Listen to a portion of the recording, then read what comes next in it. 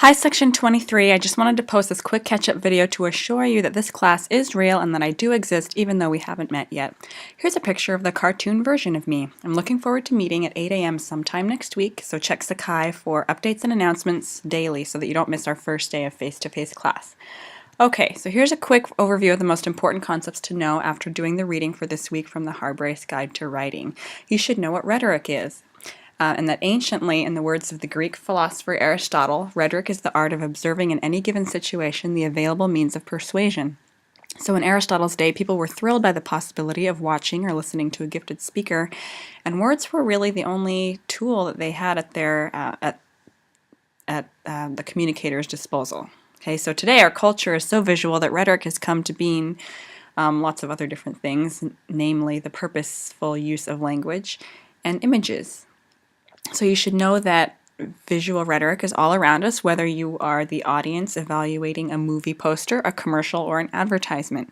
You did a brief evaluation of another form of visual rhetoric when you were looking at the rhetoric that was at work in this music video, the Yes We Can video. Okay, so regardless of the genre, whether a music video, a print ad, a commercial, or a film, each form of communication has its own rhetorical situation. So now I would recommend that you grab a piece of paper and something to write with so that you just have these notes at hand because you'll need them for a quiz someday down the road. And the syllabus also reminds you that you should know these words. Okay, so I would draw a big triangle in the middle of your paper and make some room to surround it with a quick definition of these 3 points on the triangle. Okay, so you can pause the video here and get ready to take some notes. Okay, so I would write this down, the opportunity, okay, central part of every rhetorical situation. So every piece of purposeful, thoughtful communication is a fitting response to some kind of opportunity to create change through spoken, written, or visual language. Okay, so that's the first term to know.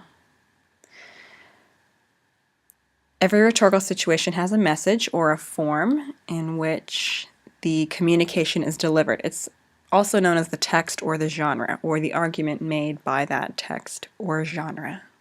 Okay, so that's the message. Every rhetorical situation also has a purpose and an audience, and these two terms are so intertwined that they sort of depend on each other, regardless of the situation. So, for example, if you are trying to persuade your teacher to change your grade on an exam because she miscalculated the grade, or you want to think how best to approach this audience. So if you know that your teacher values nicely composed, written communication free of typos and grammatical errors, and if your purpose is to persuade her to take you seriously, you're probably not going to send her an email that looked like it took 30 seconds to type on your iPhone. So instead, you would carefully proofread and make a good impression, right? This is only one example of how your purpose depends on your audience. Okay, so that's purpose and audience. Think of those two terms as intertwined very closely. The next is the communicator, or the writer. The book calls it the writer as well. And so this person delivers the message, often using the available means. And whatever their purpose is, they'll try to use some sort of combination of all 3 rhetorical appeals, which you know as ethos, pathos, and logos. Okay, so if you think of ethos as anything that a communicator does to connect to the audience through the communicator's background, credentials, reputation, or character, that's what ethos is. So, quick example, if you remember in the presidential election of 2012 when Ann Romney spoke at the Republican National Convention, and in her speech she told a story of how she and Mitt Romney ate a lot of tuna fish and pasta and used an old door, or maybe it was an ironing board, I don't remember, as a table. So why did she tell that story? To help voters gain trust of the Romneys by being able to relate more to their previous experience. Okay, so here's a commercial that I'd like you to watch, if I can find it. And just think about how ethos is helping to deliver this message.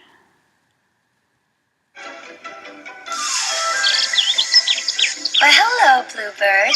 Did you stop by for my Selena Gomez tap water? It's the fine finest water in all the land. I'm giving it away to help kids. Have some. It's delicious. Selena Tap. It's just like your water, Good, huh? but you can feed imaginary cartoon birds with it. So good. Get Celebrity Tap and help UNICEF provide clean water to millions of children in need at unicefTapProject.org.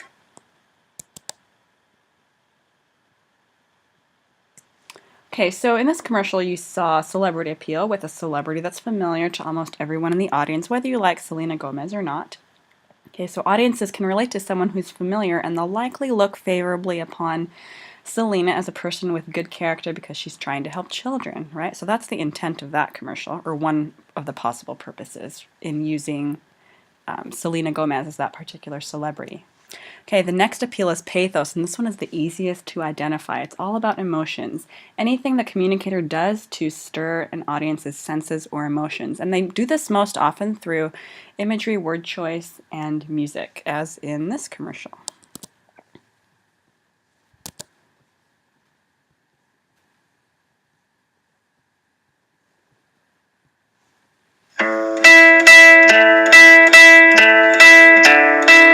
I know how to sit, how to fetch, and how to roll over. What I don't know is how I ended up in here. But I know that I am a good dog, and I just want to go home. When you buy Pedigree, we make a donation to help shelter dogs find loving homes. The Pedigree Adoption Drive. Help us help dogs. So that commercial is designed to help you feel sympathetic to the plight of homeless dogs, and it's very emotional, right? Especially for people who love animals. So it's supposed to get you to feel sad for the dogs. It's supposed to, and we feel that way because we probably believe that all dogs deserve good homes. None of them should be locked behind bars. And if you look at the music, it's in a sad minor key. And the images are very emotional, and the fact that the dogs speak with a human voice, that is supposed to help you to help the audience connect with their situation. So pathos is pretty easy to spot. You'll see that one most easily. The last one is logos, the one that's trickiest to identify and write about, but logos is the use of logical or rational thought, and often this appeal is made through the use of facts or statistics or scientific data, and often the use of authorities or experts in the field. Okay, so think of logos as rational, logical reasoning. Okay, and in this commercial, just watch how the statistics are designed to persuade the audience to buy into the E-Trade portfolios with our favorite E-Trade baby. Oops.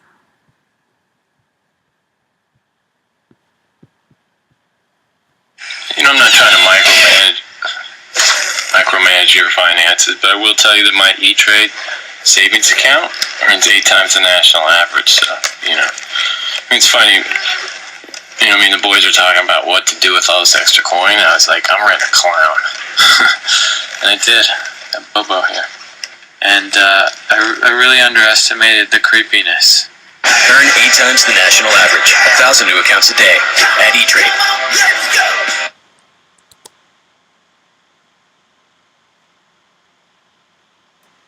Okay, so what was logical about that commercial? You easily spot the facts and statistics at the end, and the use of these numbers should evoke a cognitive response from the audience, and it should make them think something along these lines. Well, if E-Trade portfolios earn 8 times the national average, why wouldn't I trust them to invest my money wisely? I think I'll sign up today. They get 1,000 accounts daily, so, why not? It makes sense. I will go and do that. So that's sort of one example of how logos might work in an advertisement. Okay, the best forms of communication use some balance of all three, and when you choose your text for Project 1, you'll be able to kind of spot some of these available means, some of the rhetorical appeals that are at work in the piece that you choose to evaluate. So for Project 1, you're going to choose a piece of visual rhetoric and evaluate whether or not it is a good example of whatever it claims to be. Whether you're looking at a music video, a film, a documentary, a commercial advertisement, a print ad or whatever, or even a physical object or space. You can evaluate your favorite restaurant or a building on campus or a place that you know well from your hometown. Okay, you could even evaluate a pair of commercials that take two different approaches to the same topic, or you could evaluate a pair of commercials produced by the same company to see if there are any patterns or trends in the approaches that they're using to promote their products. I mean, there's lots of flexibility here, and you can choose pretty much anything that you feel comfortable enough to write about, and a text or a genre that you feel you have a lot to say about. Okay, so lots of options here. If you read Chapter 9 in the Harbor Race Guide, I asked you to read 2 examples of what a good evaluation looks like. The one by Mike D'Angelo, who writes about animation and the Wallace and Gromit videos, and the one by Alexis Walker, who asks whether or not the Dunkin' Donuts improves a physical space she knows well from her hometown. So those 2 you should have read by now to give you a good idea of what your evaluation might look and sound like depending on what text you choose. And if you've done your pre-writes, you've already been thinking about which pieces of visual rhetoric you want to write about. So you've made a list, and you've also made a list of features that all good written evaluations should have. Okay, so that was pre-write 1 and 2 that were due in the Dropbox this week. So you've already started this process of pre-writing and trying to figure out some of the ideas you might write about. The next steps are creating a timeline and an outline. If you watch the writing process video on the homepage of our Sakai site, you saw that Jonathan usually makes timelines before he starts to write. So I want you to make a timeline of due dates for yourself and post it in your Dropbox folder. You can start with the paper's due date, which is Thursday, February 13th, and work backwards and set aside some time for research, some time for drafting your proposal, some time to check it over and revise, and then edit your paper. Okay, so go ahead and make that timeline. It's just really rough. It's just to draft a schedule of due dates for yourself. Just post it quickly in Dropbox. Okay, the next thing I want is a really loose, informal outline of how you think your evaluation should look. It can be as simple as listing the sections you know you want to include. So whatever form of outlining you like to do it and post it on Dropbox. Even if you hate to write outlines and never write them before drafting, I want you to do it anyway. Because this can help you think ahead and just set aside some time to plan, which is the step that's most underestimated by college writers, as you saw in the video. Okay, so just go ahead, write me a quick outline, and post that on Dropbox. And that's due before class starts on Tuesday. Okay, unless we're not meeting on Tuesday, in which case it will be due by midnight on Tuesday, the 4th.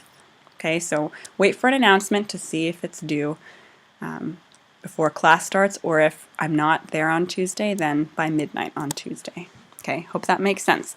So let's quickly look at the rubric for Project 1. Okay, so if you go to the Lesson tab on the left on Sakai, the rubric is right here at the bottom, which you should have read already, or at least taken a quick look at. Okay, so the first column, this can help you write your outline. So if you know that you have to have an introduction, just make a space in that outline for the intro, make a space for the body and for the conclusion. You're not going to know what details to fill in those sections yet, but that's okay. You don't have to know that for this outline at this point in time. So this column here, I'll tell you that you should have some sort of discussion of rhetoric happening in your paper, the rhetoric that's related to the object or the text that you chose to evaluate.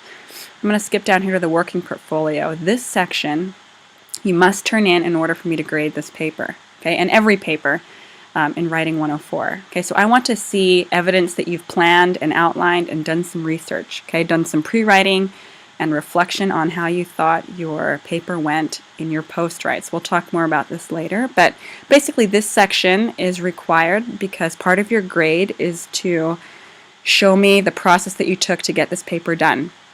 So use this to help you make your outline, and if you include everything that I'm asking for in the working portfolio, this is going to show me your process. I don't grade papers without evidence of the writing process. If you want me to grade the evaluation, you put your timeline and your pre-writes and your post-writes in your Dropbox folder along with the draft and the revised draft that you want me to grade. Okay, so if this is a writing class, and part of the grade is to show me how you got from start to finish. Okay, so just make sure that you keep that in mind as you're drafting and working on this project. Okay, and I will see you soon.